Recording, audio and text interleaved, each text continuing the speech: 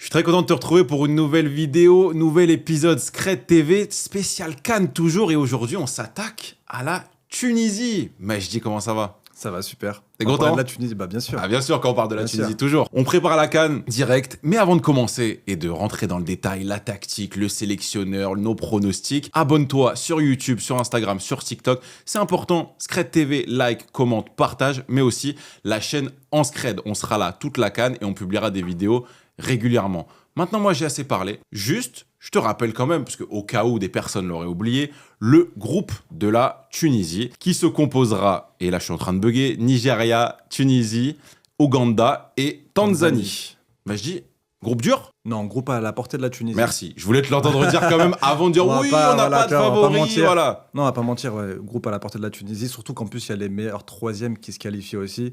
Donc, bon, logiquement, la Tunisie devrait se qualifier. Très bien. On rappelle le palmarès, combien de Cannes? Une Cannes Une seule, en 2004, 2004, à la maison, à la maison. la fameuse Cannes 2004.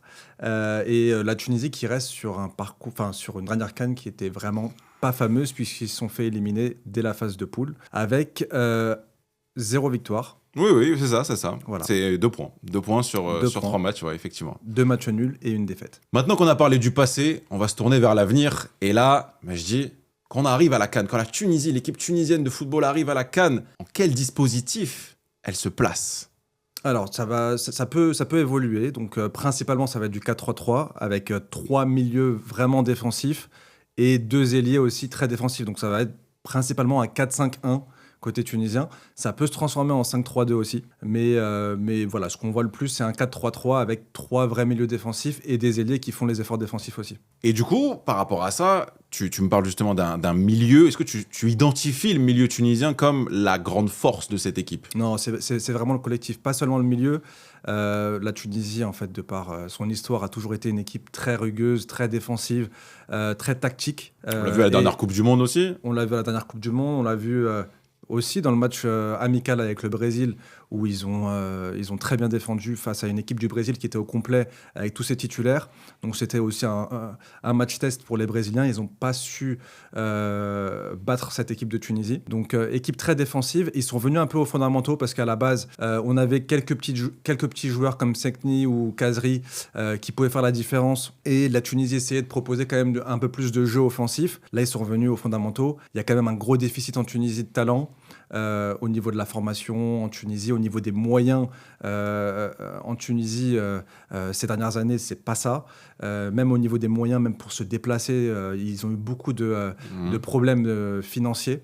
Donc, avec aussi également beaucoup de changements de sélectionneurs. On a eu 4 sélectionneurs en 3 ans en Tunisie. Et donc là, ils sont revenus à Sami Trabelsi, qui est un ancien défenseur tunisien et qui a été sélectionneur peut-être 3 ou 4 fois par le passé. Donc voilà, ils sont revenus un petit peu aux fondamentaux avec des idées de jeu vraiment très défensives. Et du coup, par rapport à ce sélectionneur, est-ce que tu le vois plutôt comme une bonne chose, le fait qu'il ait pas mal d'expérience avec la sélection et du coup avec la compétition pour cette CAN-là? Tu lui fais confiance? Je le vois pas comme une bonne chose parce que forcément, moi, j'aime bien le beau jeu, j'aime bien voilà, les équipes qui sont qui tentent des choses offensivement et qui Avec se la découvrent Tunisie, un t'as petit peu. vraiment été servi malheureusement. Non. Après, c'est vrai que nous aussi, les Tunisiens, on prend du plaisir Dans la à souffrance. dans la souffrance, à faire des efforts défensifs. Non, mais vraiment, pour nous, il y a ce truc de grinta aussi qu'on aime bien. Et cette équipe de Tunisie, elle a des profils de joueurs qui sont vraiment dans cet esprit-là plutôt en ce moment.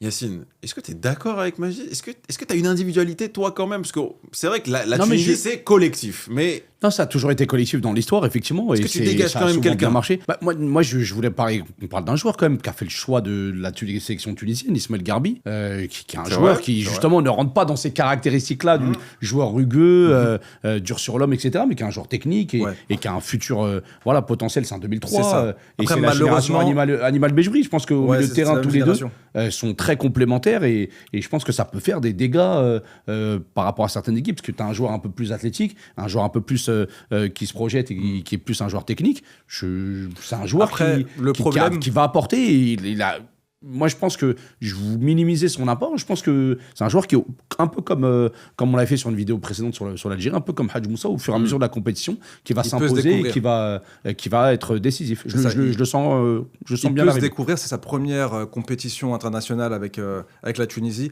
Il a fait 2 matchs en Coupe arabe. Après, il a dû repartir avec Augsbourg. Mais là, pour l'instant, il commence à s'acclimater un petit peu avec la sélection. Il a fait quelques minutes par-ci, par-là.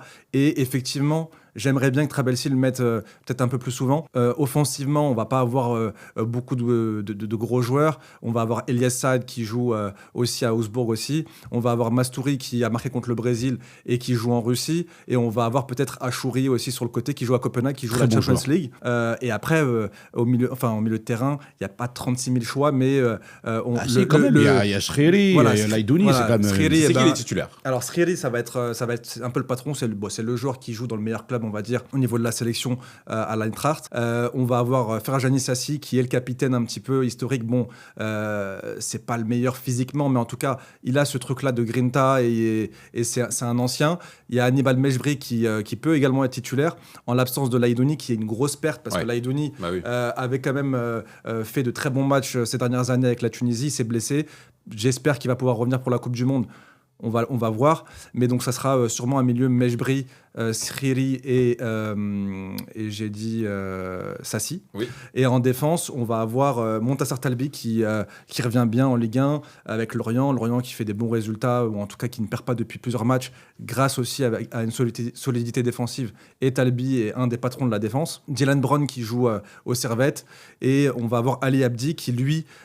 Quelle progression ce joueur. Ouais, franchement, j'aime bien ce joueur parce qu'il revient de loin. Il est passé par plein de clubs aussi en Tunisie. C'est un joueur qui a quand même bien évolué et il a un apport offensif. Et je pense que la Tunisie va devoir jouer sur des contre-attaques, sur aussi des coups de pied arrêtés. Il va falloir être bon dans ces coups de pied arrêtés-là et bien jouer les contres. Et notamment Ali Abdi qui est très bon. C'est un très bon contre-attaquant et très bon centreur aussi.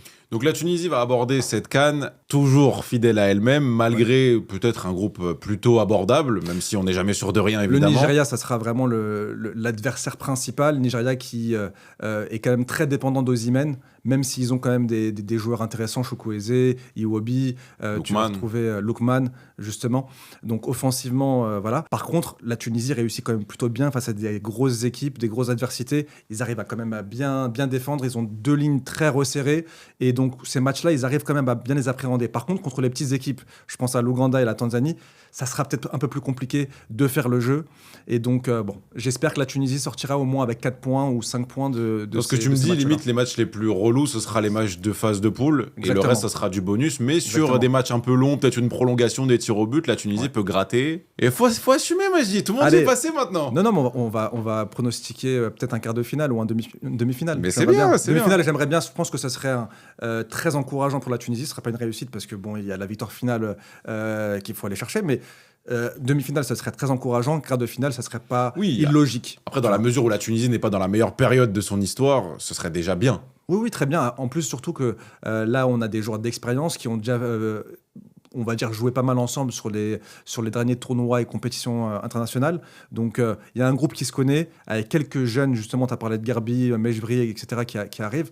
Donc, il y a moyen d'aller un peu plus loin qu'en phase de poule. Très bien, non, mais je note, au moins, t'es ambitieux, au moins quart, demi. Toi, Yacine, tu te mouilles un peu plus pour la Tunisie, peut-être? Moi, je pense qu'ils vont faire le même résultat que l'Algérie, ils vont sortir en quart. Très bien. Ah ouais, toi, la CAN est déjà décidée, quoi.